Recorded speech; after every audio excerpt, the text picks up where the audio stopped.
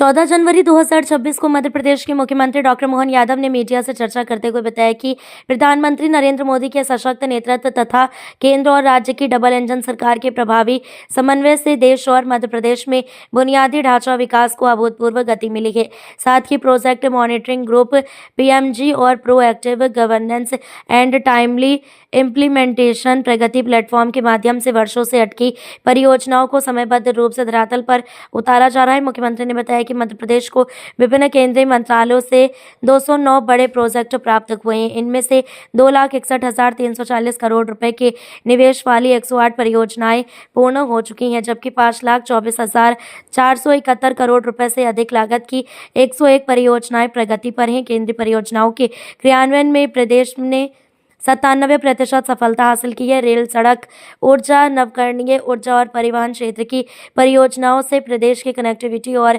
आर्थिक गतिविधियों को मजबूती मिली है। मुख्यमंत्री ने कहा कि पीएमजी और प्रगति पोर्टल ने शासन को परिणामोन्मुख, जवाबदेह और पारदर्शी बनाया है। जब अब नीति से अधिक निष्पादन और घोषणा से अधिक डिलीवरी पर जोर है। केन बेतवा नदी जोड़ो परियोजना, जबलपुर गोंदिया गेज परिवर्तन, इंदौर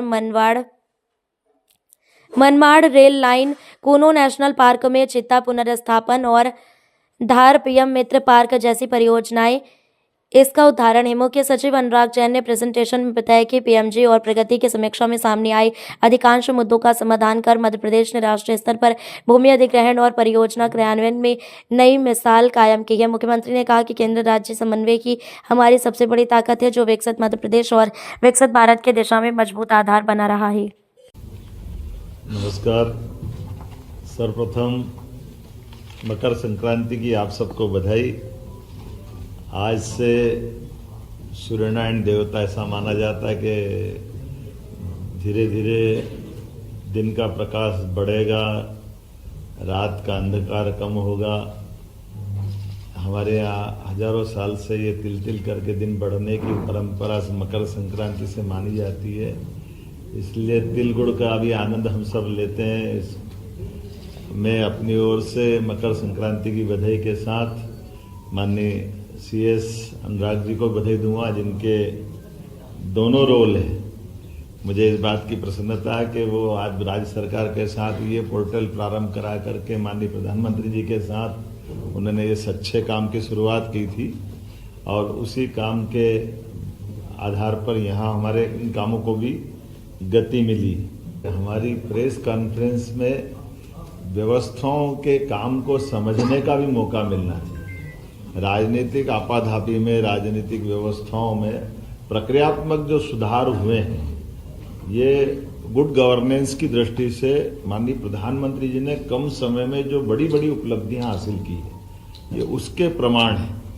क्योंकि ये हवा में कुछ भी नहीं है, जो है आधुनिक तकनीक के बलबूते पे समय सीमा के अंदर देश के वो राजनेता जिनके पास देश और दुनिया की तमाम जवाबदारियां हैं, लेकिन उन जवाबदारियों के बावजूद भी बारीक से बारीक बातों पे पकड़ के साथ उस पे काम करना, प्रक्रियात्मक सरलता के साथ काम करना, व्यवस्थाओं पे ध्यान देना और जवाबदार पूर्ण तरीके से सरकार की छवि दुनिया के सामने बनाना, विभिन्न राज्यों के बीच में विकास के मामलों को लेकर के इस प्रगति पोर्टल में मूलभूत जरूरी चीजों के लिए केंद्र राज्यों के बीच जैसे भूगर्भ संपदा का अगर दोहन करना है तो देश के हित में वो कैसे हो सकता है, तो वो हमारा झारखंड जैसा राज्य हो, वहां पे भी अगर फॉरेस्ट की दिक्कत है तो उस पोर्टल में किसी की जरूरत नहीं, वो अपने आप ऑटोमेटिक हमारे यहाँ के वरिष्ठ अधिकारी, भारत सरकार के वरिष्ठ अधिकारी और इन समस्याओं को सूचीबद्ध करते हुए अपने आप